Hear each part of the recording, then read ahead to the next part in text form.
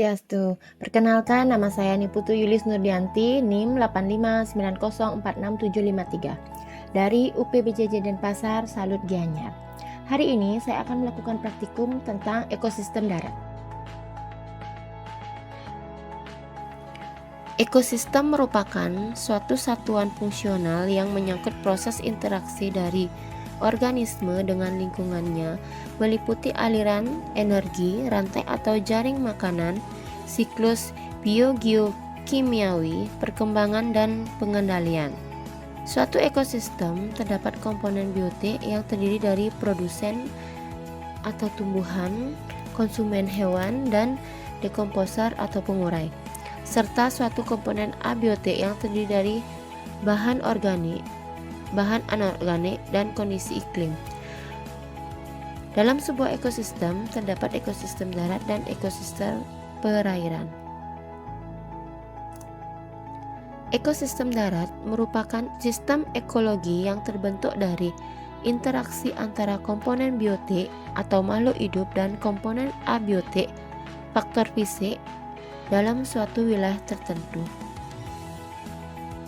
Secara fungsional, ekosistem ini diklasifikasikan menjadi dua jenis, yaitu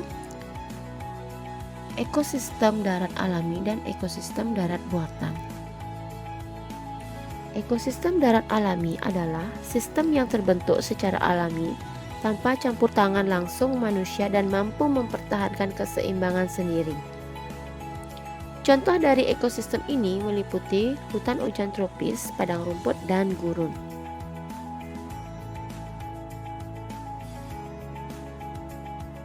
Kali ini kita akan melakukan pengamatan tentang ekosistem darat alami dan buatan.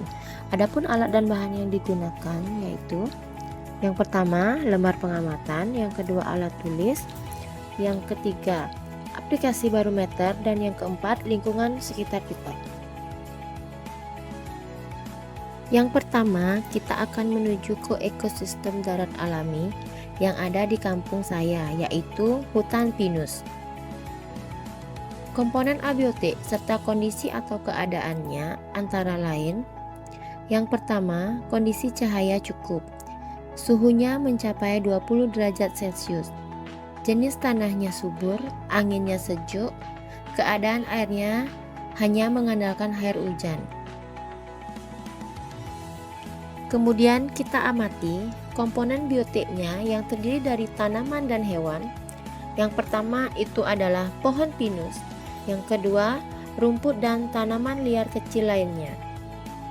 Sedangkan hewan yang saya temukan adalah beberapa serangga yang setiap sore hanya mengeluarkan suara yang sangat keras. Selain itu, terdapat juga dekomposer atau pengurai. Mereka adalah makhluk hidup atau organisme yang memperoleh energi dengan cara menguraikan sisa-sisa makhluk hidup yang lain yang sudah mati. Adapun pengurai yang sering ditemukan di hutan pinus adalah yang pertama jamur, yang kedua bakteri, dan yang ketiga cacing. Selanjutnya kita amati ekosistem darat buatan, yaitu sawah. Yang pertama yang kita amati adalah cahaya. Karena cahaya yang sangat terik berkisaran 30 derajat, tanah agak sedikit kering, angin sedikit semilir, dan kondisi air cukup banyak. Adapun komponen biotik yang kita temukan yaitu ada padi, rumput, pohon jagung, dan lain-lain. Semua tanaman tersebut saling berinteraksi dengan komponen abiotik di mana mereka membutuhkan cahaya matahari, air, dan tanah untuk membentuk proses perkembangan dan pertumbuhannya. Selain tumbuhan, komponen biotik lainnya adalah jenis-jenis hewan. Yang pertama yaitu ada capung, belalang, siput, kupu-kupu, dan lain-lain. Adapun dekomposer atau pengurai yang ditemukan yaitu jamur dan cacing.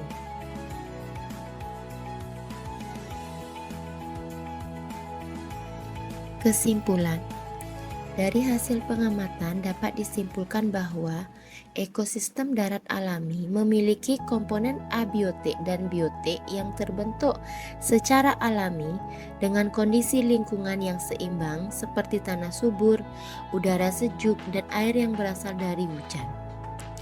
Ekosistem ini dihuni oleh berbagai jenis tumbuhan, hewan, dan pengurai yang saling berinteraksi. Sementara itu, ekosistem darat buatan memiliki komponen abiotik dan biotik yang dipengaruhi oleh manusia. Misalnya, cahaya yang cukup terang, air yang cukup banyak, serta jenis tumbuhan dan hewan yang sesuai dengan tujuan pengelolaan. Dengan demikian, ekosistem alami lebih bervariasi dan stabil, sedangkan ekosistem buatan lebih terarah sesuai kebutuhan manusia.